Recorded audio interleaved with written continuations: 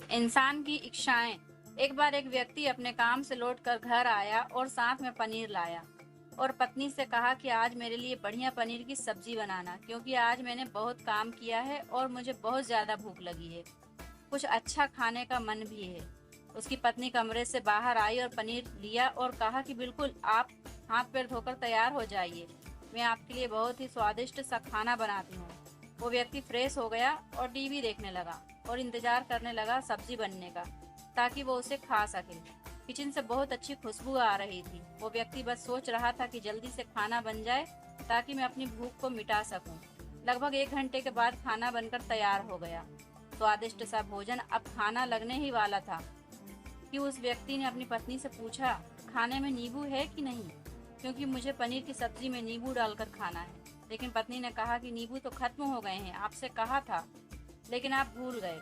व्यक्ति ने अपनी पत्नी से कहा, रुको रुको, अभी खाना मत लगाओ, क्योंकि नींबू के बिना खाने में बिल्कुल मजा नहीं आएगा। मैं अभी गया और अभी नींबू लेकर आया। वो व्यक्ति वापस से कपड़े पहनकर तैयार हुआ और नींबू के पास वाली दुकान पर गया। जब वहां पर देखा तो नींबू नहीं थे।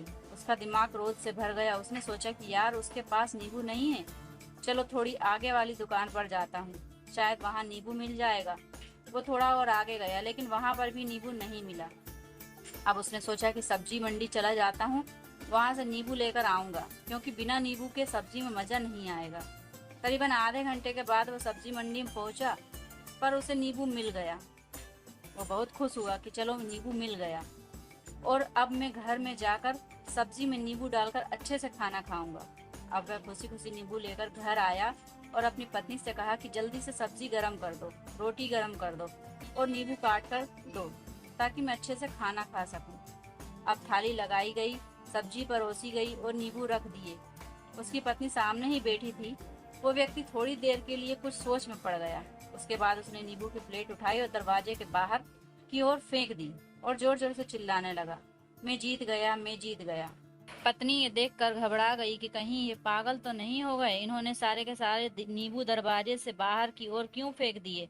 उस पत्नी ने उस व्यक्ति पर चिल्लाया और कहा कि आप पागल हो गए हैं, अभी तो इतनी देर तक नींबू के बारे में पूछ रहे थे, और अभी जब नींबू घर पर ले आए और खाने बैठ गए तो आपने इन नींबुओं को दरवाजे से बाहर फेंक दिया, और अब जोर जोर से चिल्ला रहे हो कि मैं जीत गया, मैं जीत गया।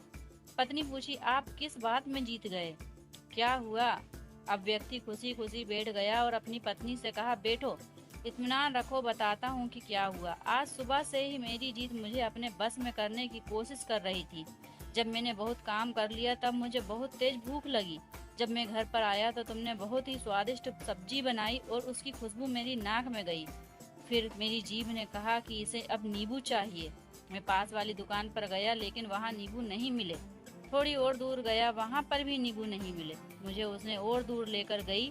मैं उसके बस में आ गया और जैसे जैसे वह कहती रही वैसा वैसा मैं करता गया, लेकिन अंत में मैंने विजय प्राप्त कर ली और मैंने उठाकर बाहर फेंक दिया और कह दिया कि तुम्हारा मुझ पर कंट्रोल नहीं है, बल्कि मेरा तुम पर कंट्रोल है, और मैं जीत गया। क्या आपको समझ में आया कि कैसे अपनी इच्छाओं पर विजय प्राप्त करें?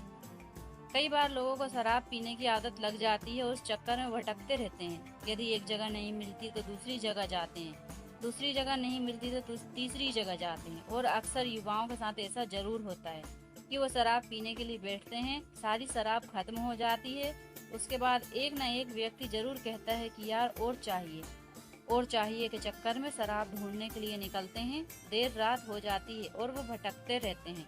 एक जगह नहीं मिलती तो दूसरी जगह जाते हैं, दूसरी जगह नहीं मिलती तो तीसरी जगह जाते हैं, और अपने समय और पैसे और अपने आप को बर्बाद करते रहते हैं।